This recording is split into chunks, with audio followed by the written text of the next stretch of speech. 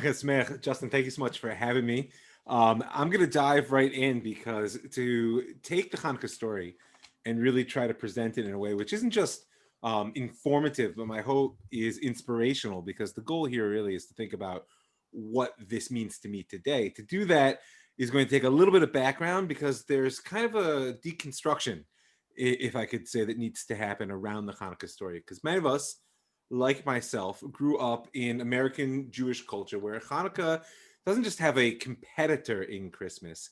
It has almost morphed over the last, say, 3, 4 generations into a Jewish Christmas to the point where people, I don't know if you saw the recent New York Times op-ed piece about leaving Hanukkah behind by a woman who was not halakhically Jewish, which is fine, but it makes one wonder why the New York Times would look to that aspect of Jewish culture in order to get its opinions. So Yeah, that my was a point little is bizarre. it was a little bizarre, and yet it's quite telling, and I think you'll see why as we go along. Because really, the essence of Hanukkah, I think, is encapsulated in the phrase that either here in Israel we already said tonight, or you guys there in America will say later this evening. When you light the candles, there's two blessings on each night. There's a third for Shechianu tonight, and the second one is Al Anishim She'asa Lavotenu Bayamim Hahem Bazman Hazeh, on the miracles which God did for our forefathers in these days at that time. Bayamim Hahem, sorry, Bazman Hazeh. I'm doing reverse, right? In those days at this time. But part of that's the cycle of history, right? We move through history each year. We touch these important historical points. Hanukkah and Purim are the most famous from a historical perspective. Also, of course, Passover and the high holidays go through that cycle every year, and yet each year is new. And so we return to events of the past in each present year to try to connect to them and to make them relevant in our own lives. So therefore, we can say that there's a light of Hanukkah, if you will, that has to find its outlet not just every year, but in every generation. As we're going to see in this story, every generation has a task for embodying and expressing that light in its own way. And when we look at the historical arc that I'm going to delve into momentarily, we'll see that this is a story of light, not a surprise, but not just the light of the candles and that whole miraculous story that we're so familiar with, which unfortunately I think is so poorly understood, but a light of essential self. This is a story of struggle, bringing the sense of selfhood out of the darkness, inside of lack of understanding, and outside in a cultural competition. So maybe we can start, as I saw shared that timeline with people, just give some people some broad strokes. Where are we? Because as a teacher of Jewish history, I can tell you many people, despite excellent education in other fields, don't have a sense of the flow of the past. So if you're looking at the timeline there, or even if not, our story really starts with the fact that we're in the Second Temple period. Right, the dates I'm going to use are the standard secular dates. There's a whole discussion there we won't get into, but in the standard secular dating, the first temple is destroyed in 586 before the Common Era. There's what's called the Babylonian exile for about 70 years. And then the Second Temple period starts afterwards, gets off the ground somewhat slowly. You can imagine it was quite a devastating experience to lose our national home for the first time. The second wasn't any easier, frankly. But really, our story starts with Alexander the Great. Is that as the Jews are reconstituting ourselves as a national entity within our land, the sort of biblical land of Israel, or what we managed to reclaim of it, Alexander comes with not just a wave of conquest, but a wave of cultural hegemony. Right? This is what's known as first the Hellenic Empire, the classic sort of classic Greek, but under Alexander becomes the Hellenistic Empire. Now he, sort of young buck that he was, went racing through, from the Greek peninsula all the way through the Middle East and off into the Indus Valley, trying to conquer the world. And what he left behind him was an empire that broke up into many pieces. And when we speak in the Hanukkah story about the Syrian Greeks, you may know songs or stories, right? What we're speaking about is the northern remnant of the 4 parts into which his empire broke up. But before we get to that, I want to appreciate what Hellenism was. Hellenism was the Hollywood culture of its day. It's the soft power that people speak about with America. And we're going to see right off the bat, there's many parallels. This is the culture that everyone wanted to emulate. They wanted to adapt, and they wanted to synthesize their own local cultures with it. But what we find right off the bat is that unlike many of the other cultures in the Middle East, the Greek culture wanted to synthesize its culture with our own. It's something very important to understand that Jewish culture and Greek culture was love at first sight. we often miss this because, the Hanukkah story is when the love went out of the relationship. But, I'm speaking now, let's say in the 2nd century before the Common Era, when the Targum Shivim, the Septuagint, the Greek translation of the first Torah and then the entire Hebrew Bible was made. Now, that has much significance. The Septuagint is the first complete document of an Eastern culture which was translated into Greek. That's a fantastic distinction. The Oriental languages, as they called it. It was going to be put in the Library at Alexandria. But it seems from the evidence, and there are many ways in which the story is told, that this wasn't the Greek desire to have a Jewish document on the shelves.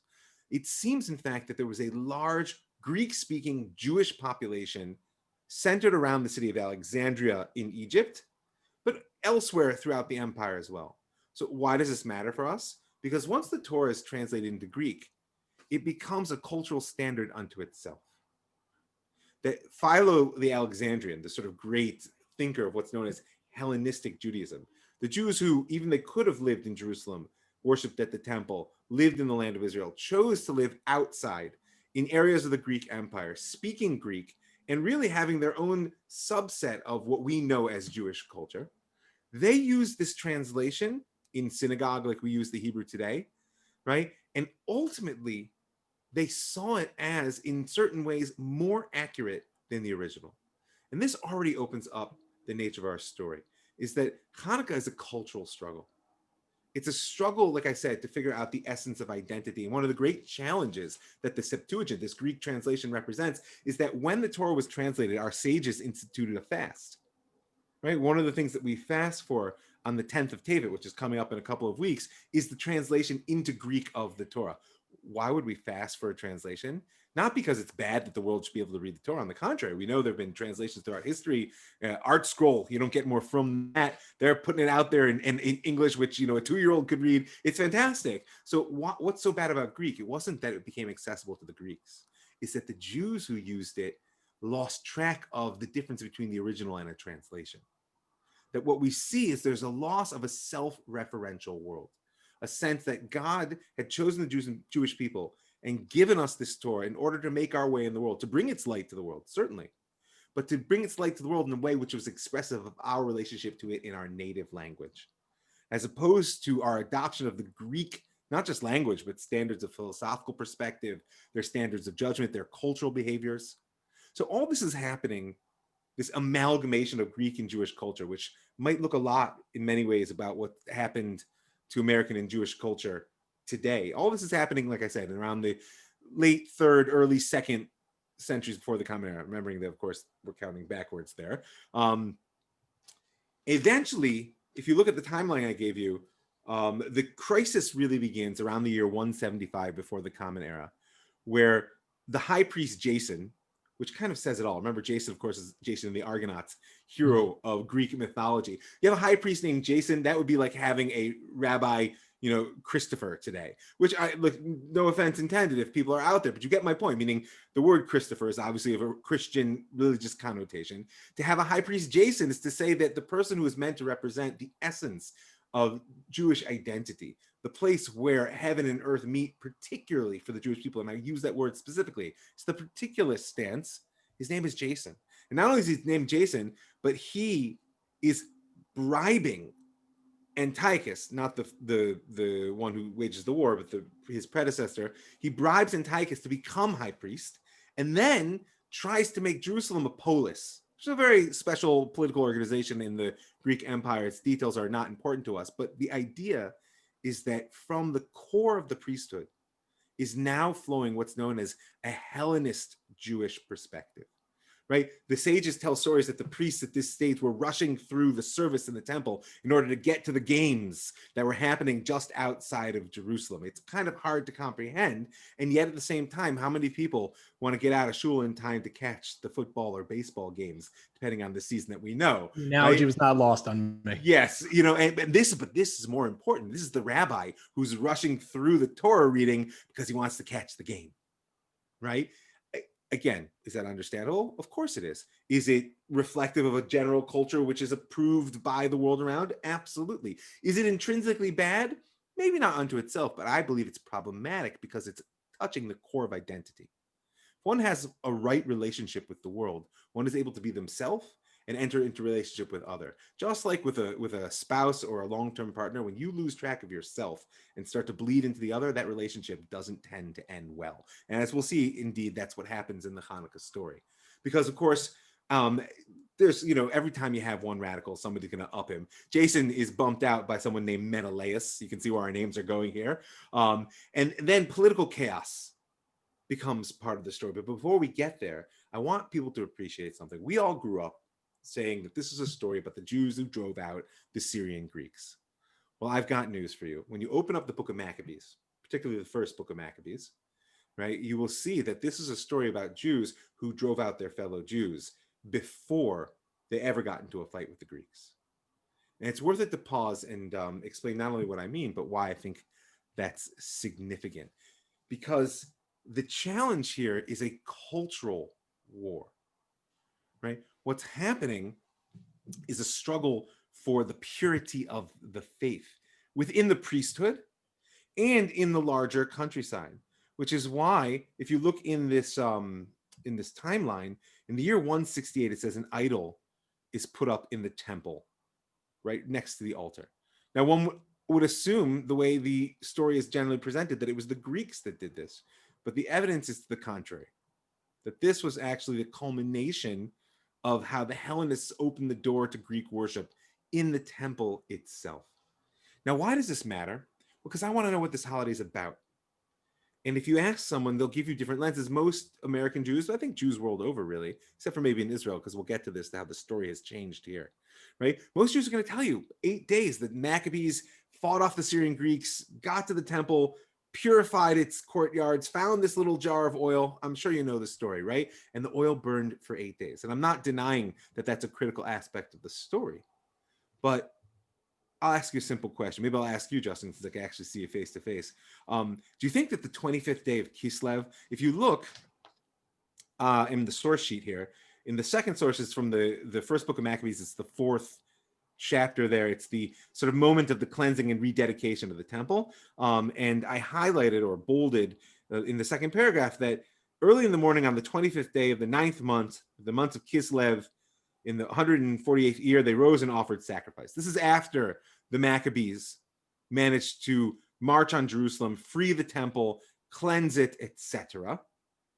It says the 25th of Kislev. Do you think that was coincidence? I mean, it's just like timing. That's when they happened to arrive. It took them a little while to clean up, etc. That's how it seems, yes?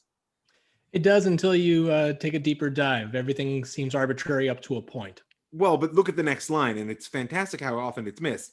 At the very season, on the very day that the Gentiles had profaned it, it was dedicated with songs and harps and lutes and cymbals.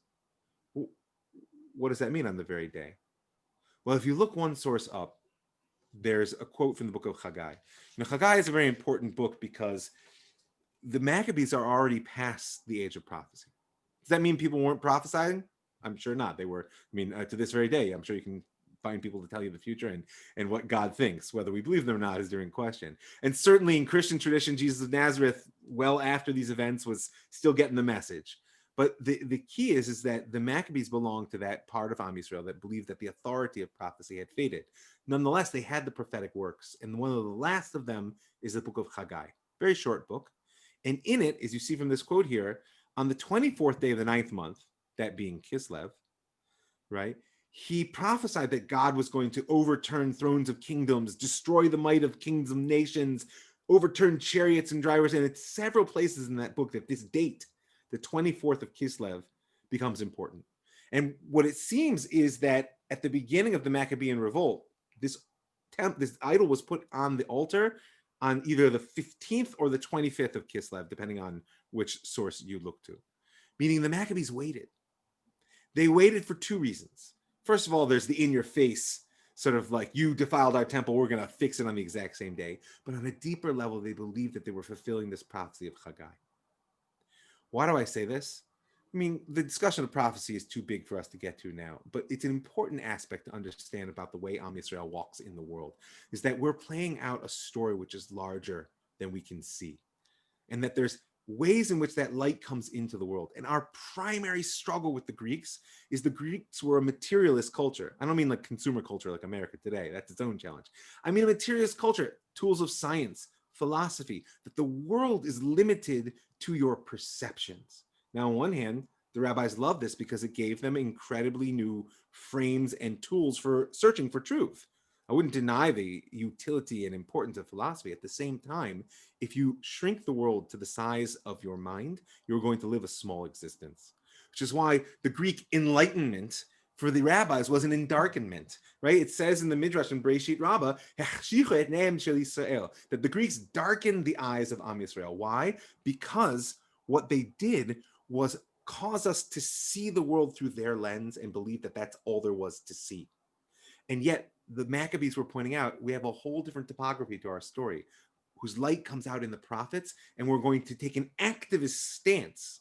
They chose the date. It wasn't like came from God, oh, see it work through this prophecy. I'm not talking about God as the puppet master. I'm talking about the Maccabees who knew that by choosing this day to rededicate the temple, they were asserting that there was a larger story at play, that there's a light coming through that needs to Rav be Mike, seen. sorry, if you could just do me a favor, just to kind of sort of narrow a gap here for some people. I Sure. feel like for many in the audience, they may have heard the word Maccabee for ever how many years they've been alive, but who actually were the Maccabees? Great. Why were they in this position in the first place? Thank you for that question. And it was the next point on the timeline, is that it says in 166, Matityahu and his sons flee Jerusalem, Maccabean revolt. There was a group of priests from the Hasmonean house, headed by the father Matityahu and his 5 sons, who simply wouldn't tolerate this Hellenistic wave, this sort of cultural intrusion into the heart of the sanctity of Am Yisrael. So they fled Jerusalem, and they fled their service in the temple, and they went to their hometown in Modi'in. Right? There's a very classic story that when the Greeks came to attempt to enforce Greek culture, because eventually the Greeks got on board, right, with the Hellenist Jews, and they came to Modi'in, and they found Matityahu, who was a leader in town. They said, if you worship Zeus, all the people here will see that you're on our side, and everything will go well for you, and it'll go well for them. And Matityahu said, forget it, I'm not going to worship your God. And another Jew from the crowd stands up and says, I'll do it. And of course, Matityahu strikes him down, says, all who are with God, follow me. And that's how the revolt starts. Don't miss it, though. The first person to die in the Maccabean revolt was a fellow Jew who chose the Greek culture over the Jewish culture. So he and his 5 sons start a guerrilla war.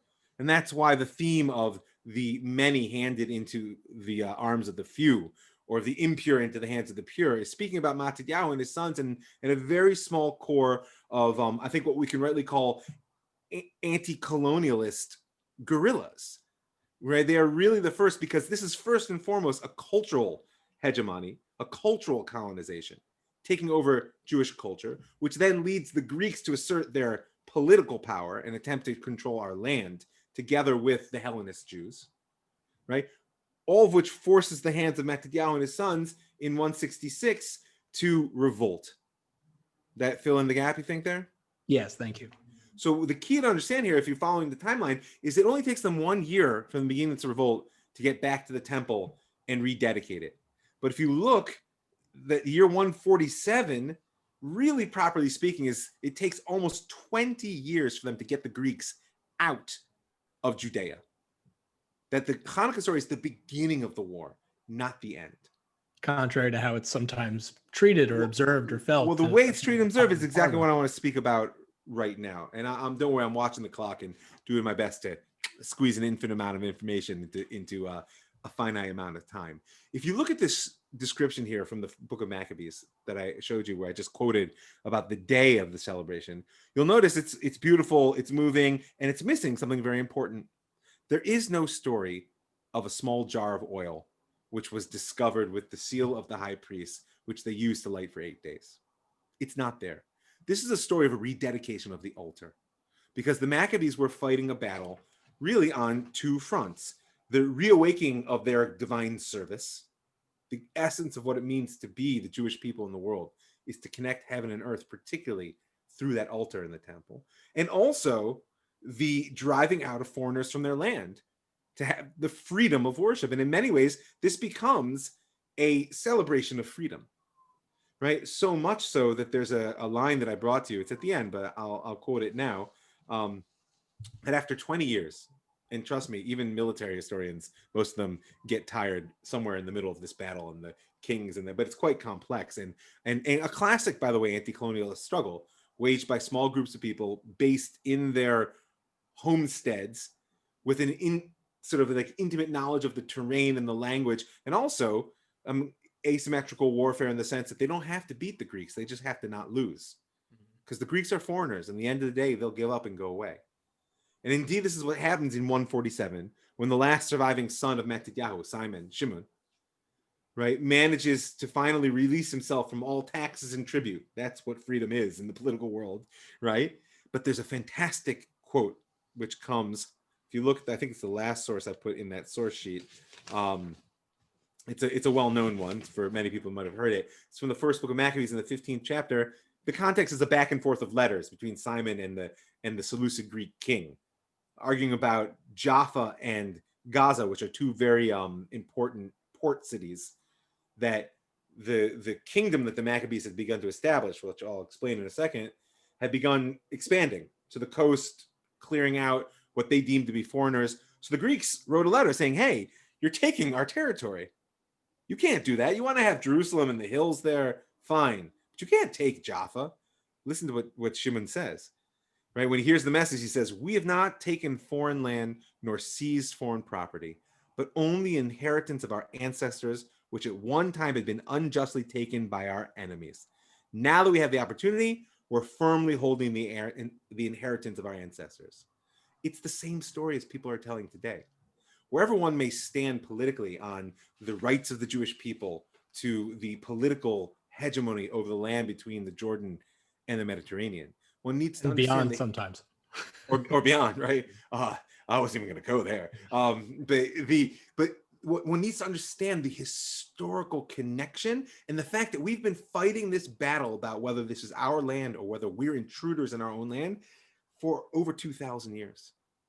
The gall of the Greeks to claim that we were conquerors in our own land after they had swept in and taken it culturally and politically.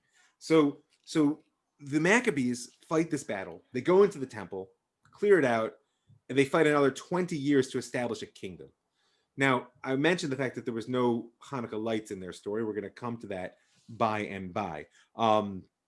So in a very brief period, there's a tragedy which unfolds in the Maccabean kingdom. Like I told you, they were the house of the Hasmoneans. That was their priestly house, right? So their kingdom becomes known as the Hasmonean kingdom. And, you know, there's a very important post-colonial thinker whose name is Paulo Freire. I don't know if you've ever read his book, Pedagogy of the Oppressed. Everybody listening, I highly encourage you to take a look at least the first 2 chapters. It gets into some pretty heavy Marxist educational theory after that, which is worth it, but not what I would call fun reading. But anyway, Freire's mission is to educate people for liberation. Mm-hmm. And he offers an important paradigm, which I think illuminates a lot of the challenge that Hanukkah contains. He says that people who are oppressed live a dual existence. They live their experience of oppression, and they live a desire for freedom. That makes sense.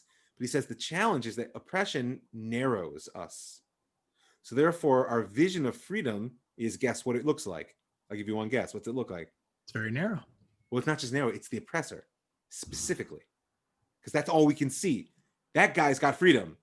I'm oppressed. Therefore, I want freedom really means I want to be that guy. Which is why so often people who gain their political freedom without undergoing a deep sense of discovery of true self and real liberation end up recreating systems of oppression in place. I've seen someone noting that he's a backbone. I don't call him the backbone of critical race theory. But yeah, Freire's teachings, listen, I'm not necessarily advocating where it's been taken, but it's, as an educator and a thinker, one needs to understand in particular this problem.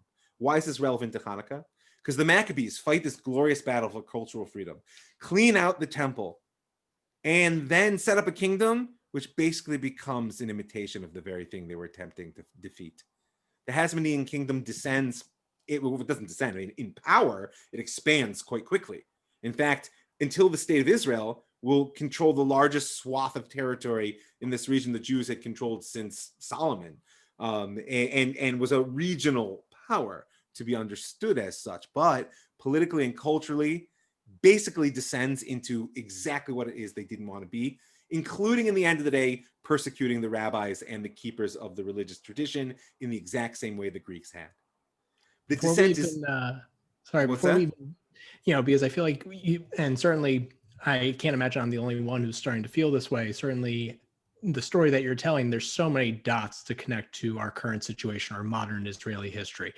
Before we even get into that, one thing that I think that is worth noting, and I'd like you to expand on a little bit, is that, obviously when we're looking at our holidays and when in our own history, and obviously the Maccabees in particular here, we tend to obviously approach and view these historical figures, our ancestors, relatively positively, right? We are celebrating their effort, their achievement.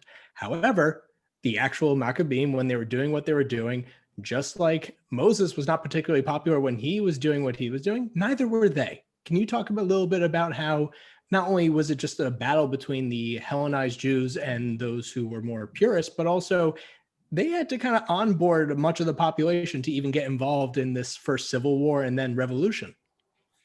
Yeah, well, I think revolutions are always affected by a small group of determined people with a clarity of vision. And then they have two tasks, which is to appeal to the masses that their vision actually serves their interests, but also to provide a sense of inspiration, that in fact that their revolutionary vision is expressive of the national vision. And that's where the Maccabees succeeded. That's why the temple becomes such an important focus.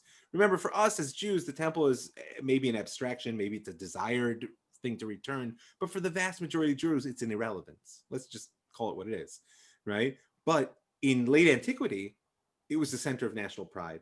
It was indeed the place of divine identity. This is where heaven and earth meet. So the way the Maccabees really did it was they were also priests, is they built their culture around the refurbishment and the rededication. That's why the holiday is called Hanukkah, of the temple.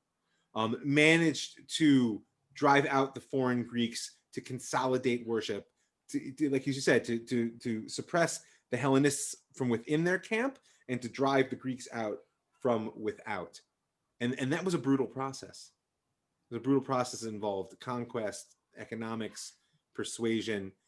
But really, I mean, with respect to your question, what I want to get to is the arc of how this plays out in understanding the holiday. Because how do we go from a holiday of anti-colonialist struggle and internal culture war to a jar of oil that burns for 8 days?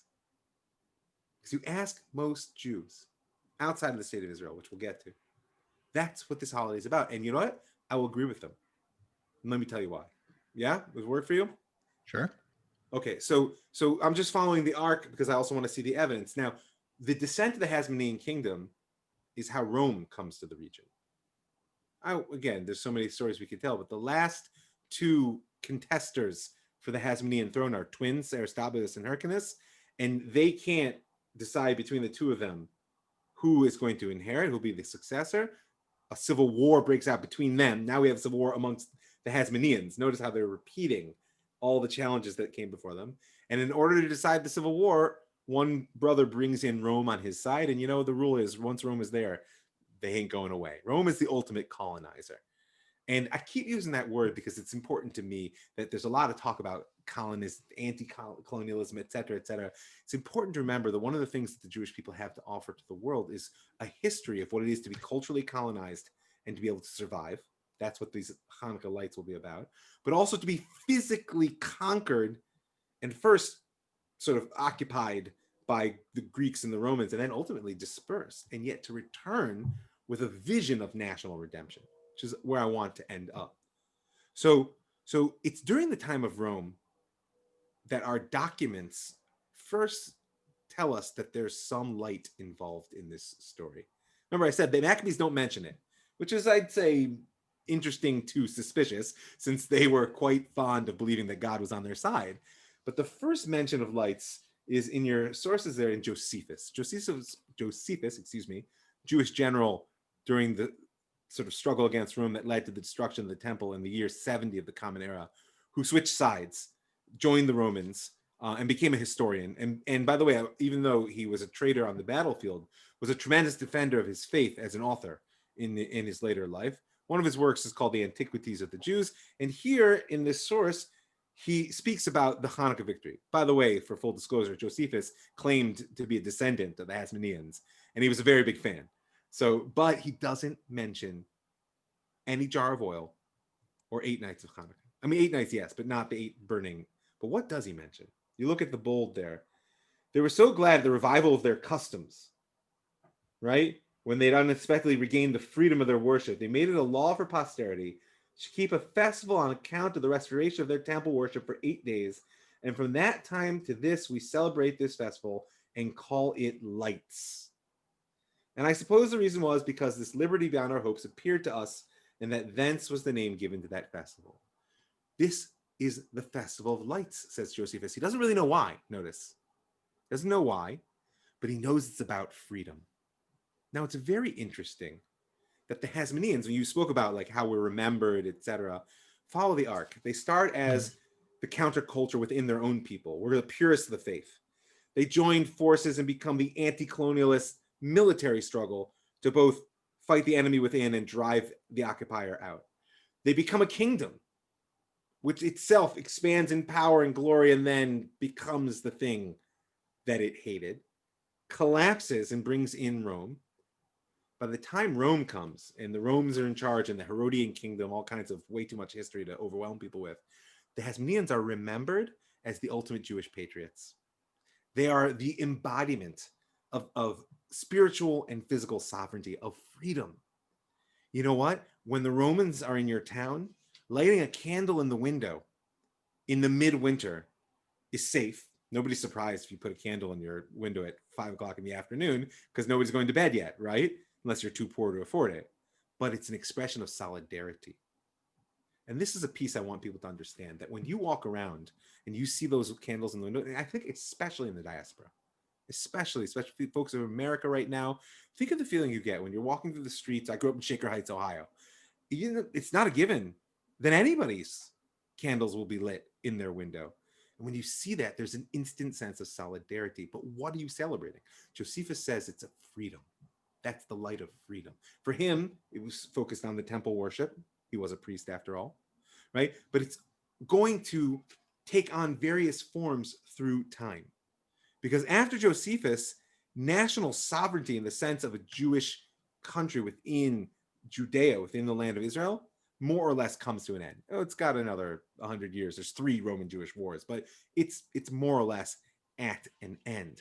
But the power of the story of the Maccabees is actually just beginning. It's almost like that moment in Star Wars where Obi-Wan says to Darth Vader, if you strike me down, now I'll become more powerful than even you can imagine. That's what happens, is the Romans destroy our sovereignty. We weren't just colonized, we were expelled, right? But in destroying that, they set the light of Hanukkah free in a way in which they could not even imagine its import, right? Because it's only after this that the story of finding a jar of oil, which miraculously burns for 8 nights, becomes central to the way in which Jews relate to this holiday. And I want you to appreciate what was done there. I'm going to get into the story of why and how, and is the miracle true? By the way, I can prove that the miracle really happened. Why do we light the candles? What's the purpose? What's the fulfillment of what mitzvah? Do you know? It's pursuing Nisa, right? It's pursuing Nisa. You're advertising. You're not just advertising the miracle. You're showing your allegiance to it. Now, I can't see all the folks on the webinar right now, but I'm willing to bet if I asked everybody to raise their hand who lit Hanukkah candles last year, that if not all of them, almost every single one would. And that's true in American Jewry in general and across the world. What do you think about that? That 2,200 years later, we're lighting candles in our windows to express solidarity with a movement for freedom, religious, cultural, political freedom, which is so distant from our reality that there's no reason we should still be celebrating it. If that's not a miracle, then what is?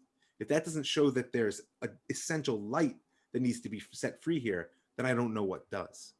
So I'm watching the time, and I want to take just a few more minutes to bring in the modern iteration, and then I'll open up for questions. That work for you? Yeah, that sounds good. Okay, great. So like I said, in diaspora, once the national home is destroyed and first Jewish life is centered in Babylon, and then it disperses throughout the world, this is where Hanukkah as we know it really becomes central. And think of the genius of it, because you can now celebrate a mini temple act, remembering, of course, that the Hanukkah, the menorah that we light is constructed to reflect the action of the temple. And I become the Maccabees. I'm the high priest, just like the Maccabees were priests, lighting my lights to spread this light of freedom, like Josephus said, but not political freedom, because that's an irrelevancy to the Jews in exile. Spiritual freedom, a purity of spiritual light. But lo and behold, when the Zionist movement begins, there is a revival of the return to the story of the military victory, which is never really lost. I mean, if you open up a Siddur, a prayer book, on Hanukkah, there's a special praise added called Al Hanisim, right? Giving a gratitude for the miracles that were done. If you look at the Nusach, the liturgy, the phraseology of it, you'll see that it's a celebration of the military victory, right? Meaning they're still publicizing that really there is no spiritual freedom without physical freedom. That for the Jewish people, in fact, the spirit of the Maccabees is that we insist that sovereignty over geography is part of our theology, that we must be a people in our land in order to fulfill our divine mission, and our divine mission is for the whole world.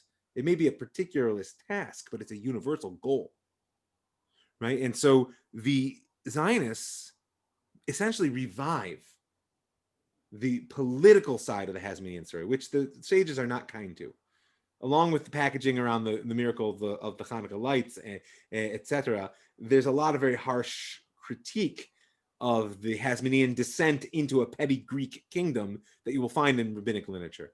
But the Zionists are looking to reawaken the body of Israel and to shake off both the cultural colonial imprint, thinking ourselves inferior, or using the standards of the non-Jews to judge our actions as right or effective.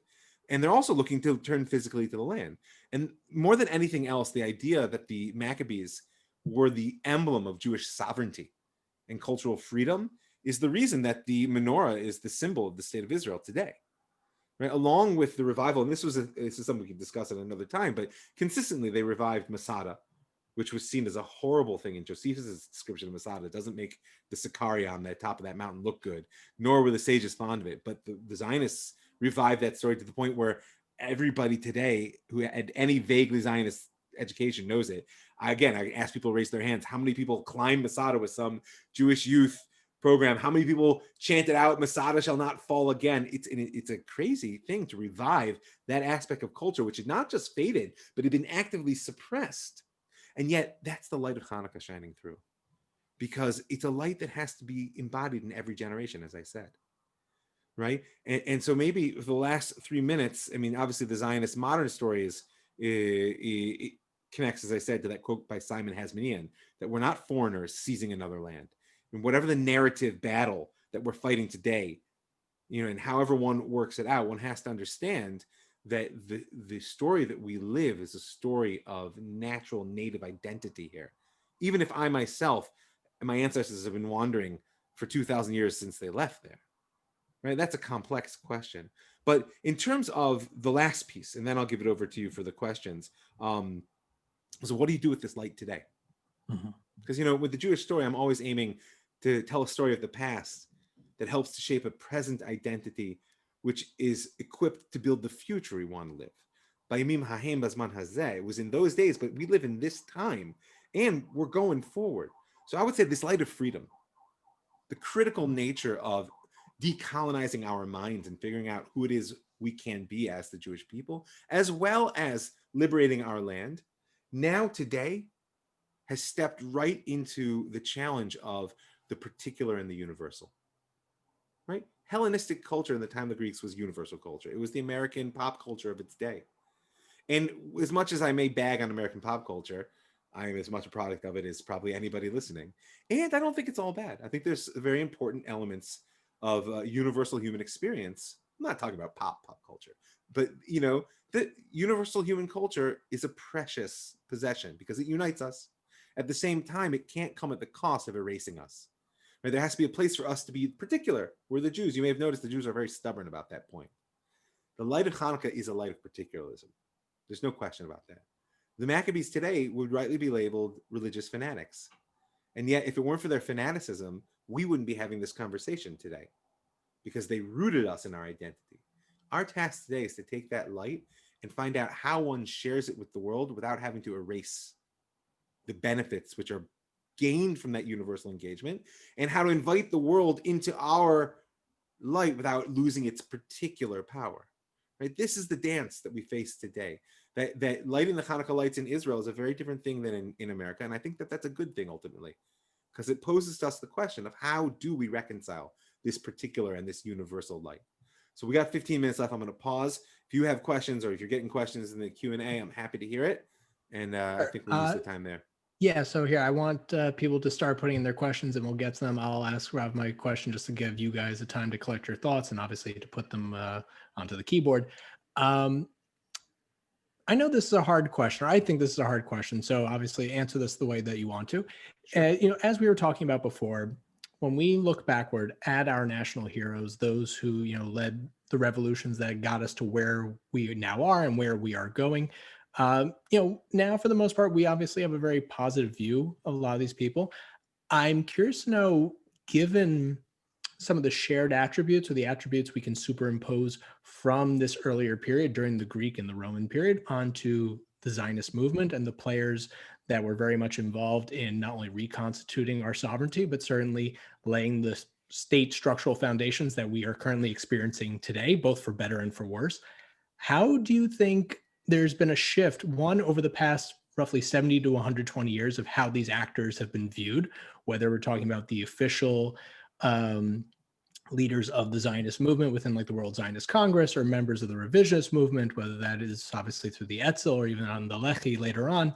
How do you think they are now being remembered, both for better or for worse, now that time has gone by? And do you see that staying consistent when, I don't know, when we are all dust and long gone, will there be a holiday based on Begin's revolt or based on Sternism that we just can't foresee at the present time? That's a great question. First of all, I think it's important to remember that we live in a culture which is almost absurdly dichotomous, right? There are victims and there are perpetrators. There are the oppressors and the oppressed, right? And therefore, we have a tendency to tear our heroes of the past apart, right? And it's a mistake. It's a mistake. Now, I don't think we should view any of our heroes through a rose-colored lens. I mean, the Torah itself goes out of its way to point out their flaws. But we should appreciate that we as a people, our job is to carry a story of heroism in the world. In today's postmodern world of power discourse, there's no such thing as a hero, right? It's just a villain with good PR, right? Like that's all you got. But we are people who believe in heroism. And heroism means flawed human beings can be larger than themselves.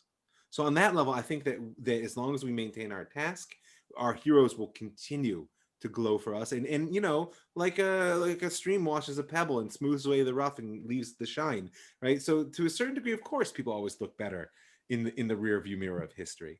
In terms of your question about the holiday, that relates to the candles, because the genius of our sages was their ability to extract the eternal message from the historical circumstance.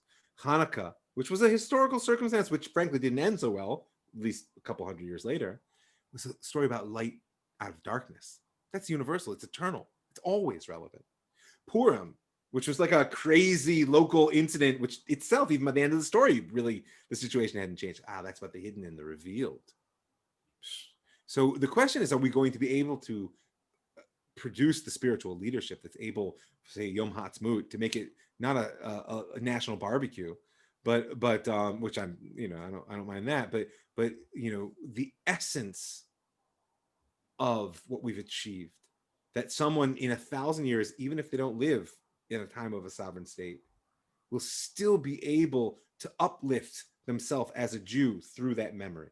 That's a big question, which I hope and pray, but I can't answer for sure. Yeah, at some point, I hope Ernest Bevin will be viewed the same way as Antiochus. Well, that's yet to be seen. So here, let's get to a couple of questions we have from the audience here. So Michael is asking that he's always taken the Maccabees as tragic, a local victory, but long-term loss of a people caught between contending forces surrounding them. And so the Civil War speaks to him of the need to be more, not less, open than the Maccabees were. What were your thoughts about that? So it's a great question. You never know what a story's about until you know how it ends. right? And the power to decide where a story begins and ends really shapes the narrative. So I hear you if you end the story of the Maccabees, with the invasion of Rome and the loss of their sovereignty, right? At the same time, that kanaut, that sort of zealotry and closeness, is what created a culture that could survive in exile. And in many ways, the third kingdom that we are living in today is an attempt to reawaken that sense that sovereignty, and sovereignty is always about drawing boundaries. It may not be a very sort of happy or PC notion in our world today, but I believe very deeply, as I do in the interpersonal work I do as a counselor, I believe very deeply in the vision that peoples have a right to constitute themselves first and foremost around an internal discourse, and that peace will come when we learn to have an internal discourse which can then relate to other. So it's a tricky balance, and it may be that we've gone further to the particularists, and that our generation's task, as I said, is to bring it more toward the universal. So it's hard to know, Michael, exactly where we are today, but you're putting your finger on a very important point. Next question we have is from Robin, or this isn't so much a question, it's a statement, but I think it's good to turn this into a question. Robin says that for years I've wondered why Hanukkah is considered a minor holiday. And I think we kind of opened the box a little bit on that. But yeah, it is interesting because, obviously using today's language, we are often referred to or self-defined as an ethno-religious group in the sense that there is a national identity and a spiritual component that smells and looks like what most consider modern religion.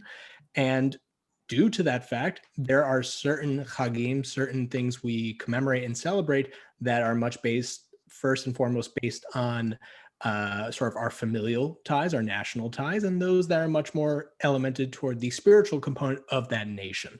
Do you think, and granted, this could all be within the eye of the beholder, and certainly in the United States versus Israel, do you think, out in the diaspora, the national holidays are considered minor with the spiritual holidays being sort of elevated, or how does that balance work?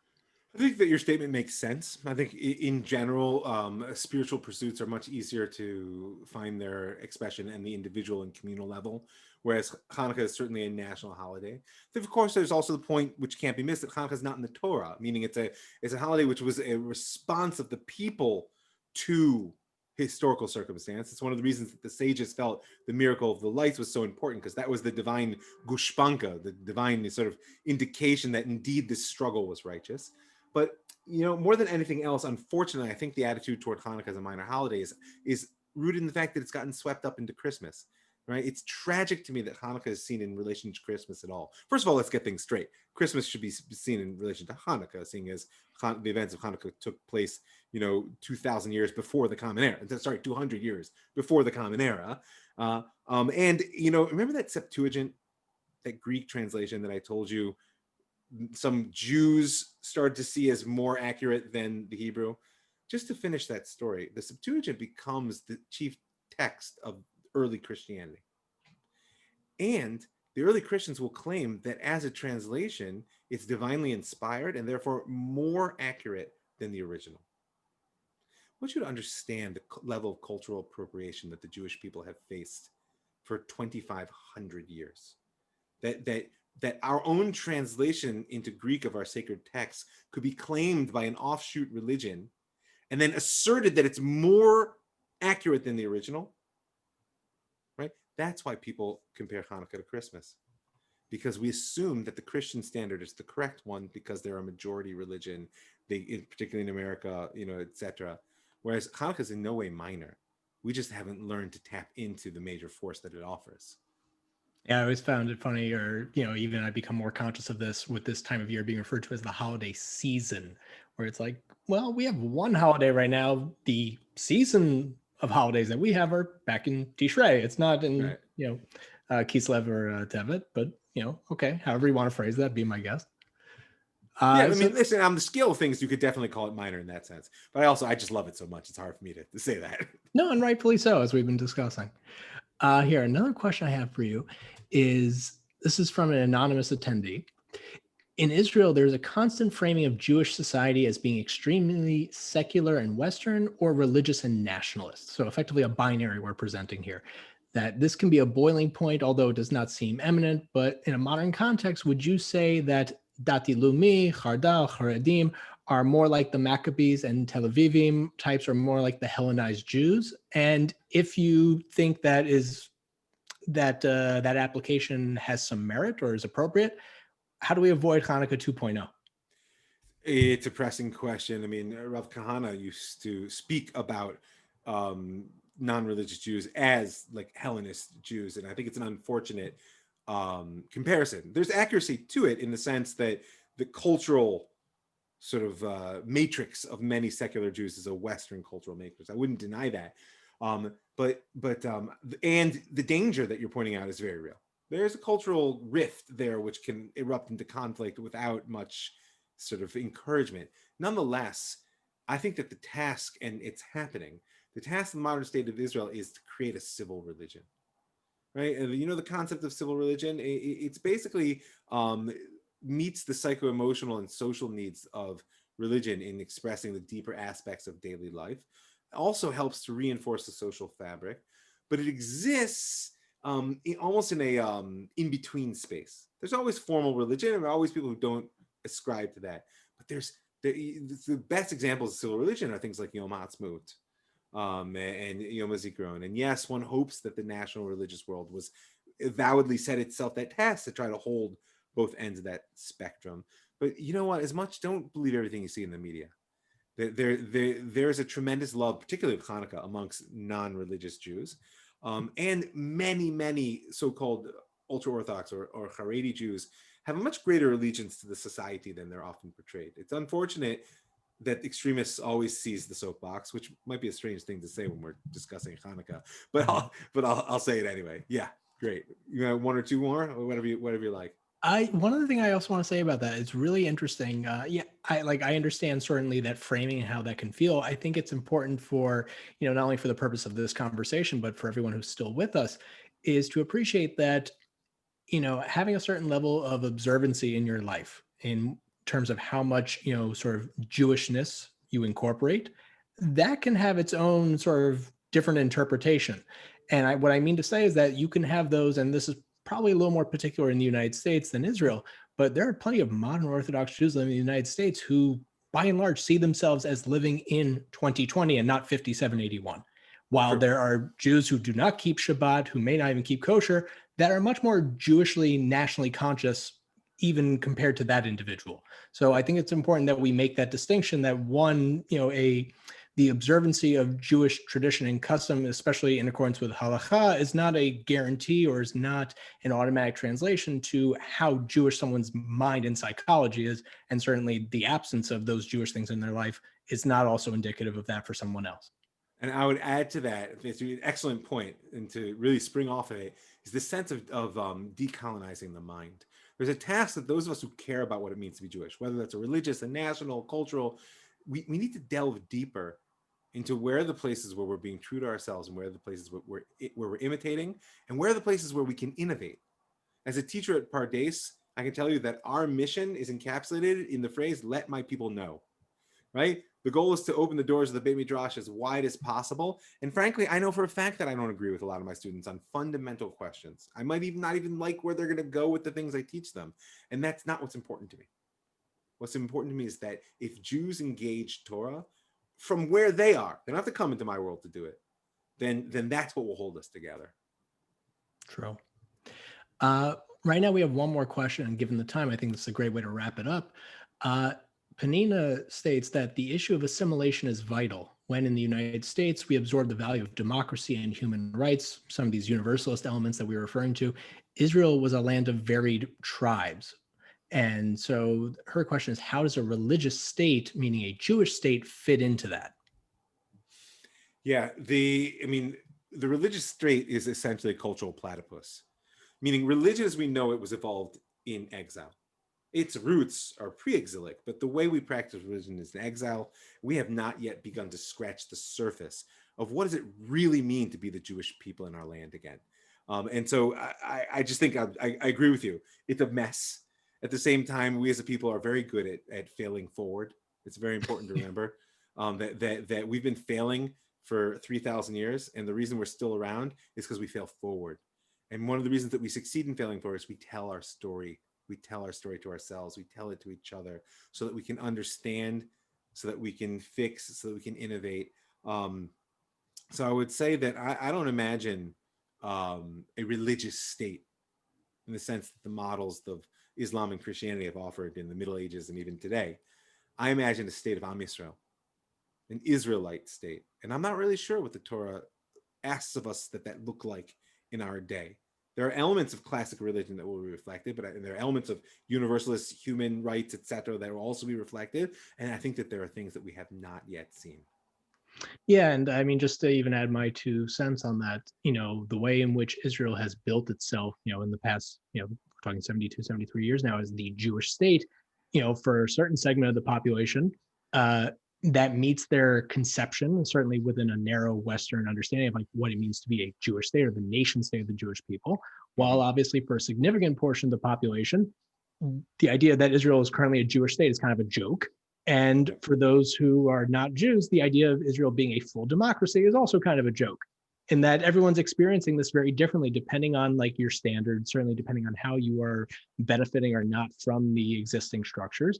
But yeah, I think that requires a lot more of an internal conversation about what exactly does this make this state Jewish? What makes it democratic? Is it from looking from without? Is it looking from within? What elements do we incorporate here and there? Because yeah, it is a pluralistic society, not even just amongst Jews and non-Jews, but even within the Jewish camp, there's enough plurality that even if 100% of everyone between the river and the sea was a Jew, we'd still have plenty of problems. Oh, there's no question about that. Just read the history books. So Yeah. I'll leave you with this image, is that a state is a vessel, and any vessel can act as a crucible, meaning with enough pressure and enough heat, the pieces there can burn off that which isn't genuine. They can combine where it's appropriate, and they can let off tremendous light. And that's really our task today, is figure out how is it that we can embody this light of Hanukkah, which is the light of freedom, as Josephus said, and the light of internal cultural integrity and sharing that light with the world. How do we best do it in our day? Well, that's a task that everyone's going to have to pick up for themselves.